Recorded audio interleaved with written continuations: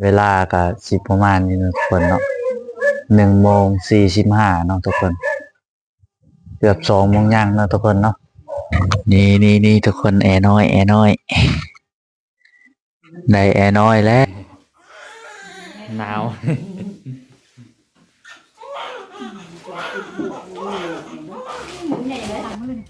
เขียวเลย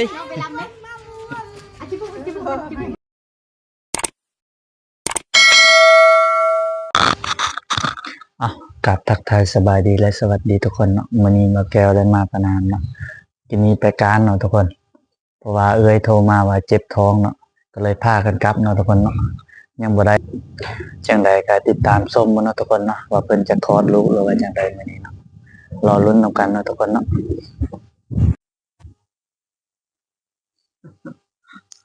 กับทักทายสบายดีล้อมเนาะทุกคนตอนนี้บาแก้วก็คลอดลูกไปที่เรียบร้อยแล้วเนาะทุกคนเนาะเวลาก็สิประมาณนี้เนาะทุกคนเนาะ1:45เนาะทุกคนเกือบ2 โมงย่างเนาะทุกคนเนาะ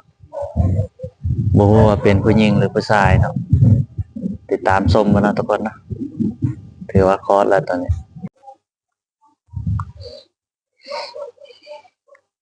้ได้ยินเสียงหลานให้แล้วเนาะทุกคนเนาะซึ่งว่าดีใจเนาะทุกคนบรรยากาศก็สีมืดๆหน่อยจักหน่อยนะอยู่ที่สุขศาลาบ้านปานามเมืองมหาไสนะทุกคนนะขอลูกอย่างปลอดภัยรอลุ้นกันทุกคนว่าจะเป็นผู้หญิงหรือผู้ชายนะ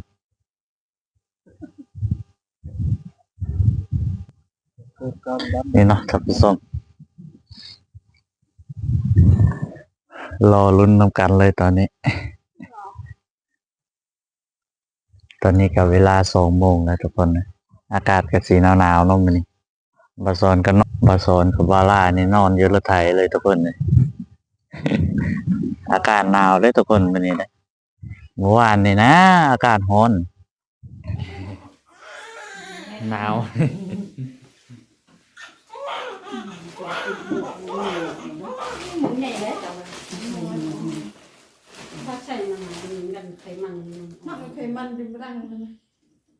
ลายเพิดไขมันหน้าจนอันนั้นเลย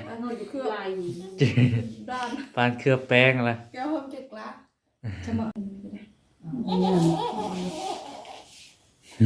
cái này cái mua bưng á ngầm ra đi tít canh đặt vào đây map map đấy cái hộp ái đấy mà map là ăn map và đặt nhảy của vị bạn đây đường như đấy để phải non hai cái non vào làm nào nhập tôi bị bạc hộ đi nè nó phơi nó xây ra hấp cho con phụ nói của mình á nó nào kỳ để ไปแล้วบัดนี้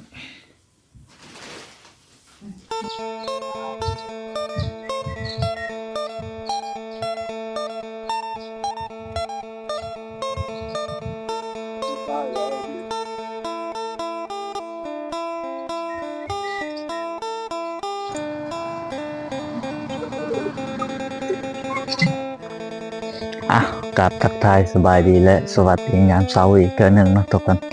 ตอนนี้บ่าวแก้วก็ยังบ่ได้กลับเทื่อเนาะถ้าประมาณ 7-8 โมงถึงจะได้กลับตอนนี้กับเวลา 6 โมงยังแล้วทุกคนยังอยู่บ้านปานามนี่เนาะบรรยากาศก็หนาวเนาะมื้อนี้ทุกคนคือว่ามืดครึ้มเนาะบรรยากาศยามเช้าเนาะทุกคนเนาะอยู่ที่บ้านปานามเมืองมหาไสแขวงขมวนมาแต่เมื่อคืนนี่เพิ่งทุกคนเนาะตอนนี้ก็แจ้งแล้วอากาศก็สีหนาวในเจ้าหน่อยนะทุกคนเนาะมาแต่8 โมงกลางคืนแล้วไม่พอ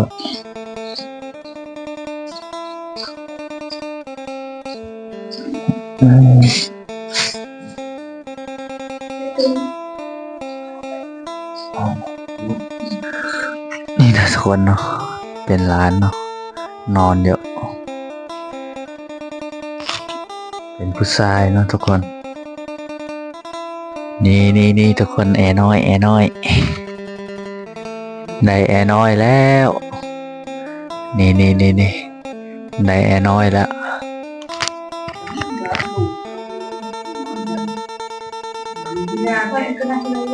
นี่จะเป็นบรรยากาศตลาดประนามนะทุกคนเนาะยามเช้าๆเนี่ย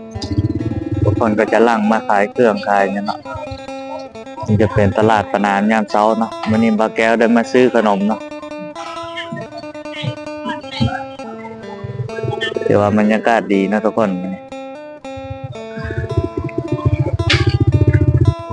มาซื้อขนมแต่เช้าๆนะทุกคนตลาดประนาม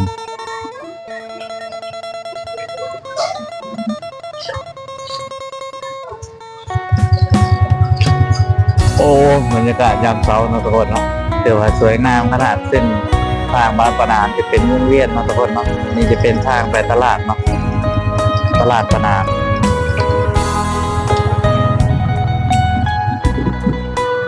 เราจะมาลองชมวงเวียนประนามนะทุกคนบรรยากาศเช้าๆเนาะเดี๋ยวเราจะลองโค้งวงเวียนเนี่ยนะทุกคนเนาะนี่จะเป็นเส้นทางเป็นไส้บัวทองนะทุกคนทางหน้านี่จะมุ่งหน้าไปเมืองบัวลำพาส่วนทางนี้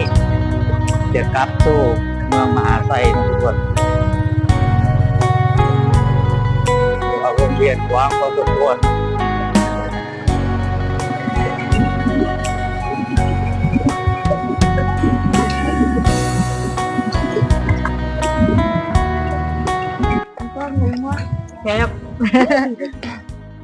อยากเข้าแชฟเบอแล้ว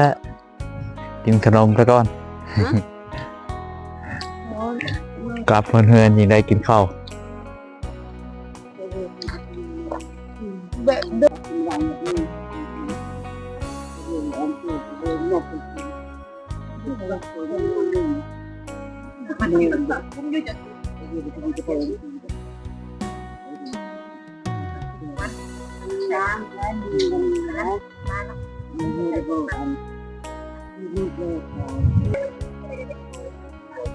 ตอนนี้ก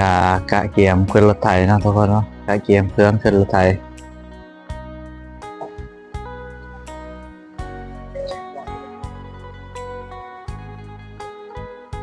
จัดเครื่องขึ้นรถไถแล้วนะเตรียมตัวกลับบ้านเนาะทุกคน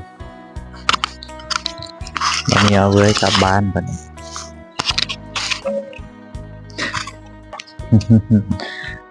นี่แอร์น้อยอยู่นี่ทุกคนนี่แอร์น้อยขี้ให้กดกาเบื้องหน้าตาพะแนโอ้ขี้ให้แท้แอร์น้อยนี่แอร์น้อยขี้ให้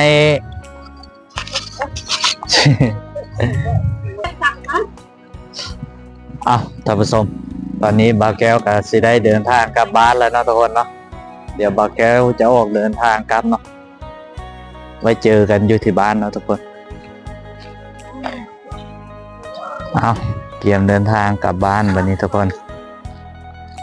บาแก้วจะออกก่อนเนาะ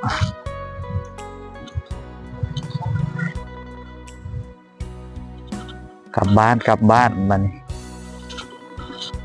มาแต่เมื่อคืนนี้จะได้เดินทางกลับแล้ววันนี้นี่เนาะท่านผู้ชมหลังจากมาฮอดเฮือนพวกเราอยากเข้าเนาะ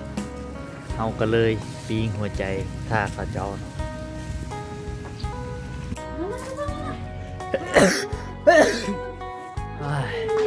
อุ้ยจอยเลยข้าวไม่ออกสีเขียวอ่ะดังเลย เขียวเลยมาฮอดเฮือนแล้วอ๋อ มันจะกินนมเด็กมันแล้วจับเอากันปะ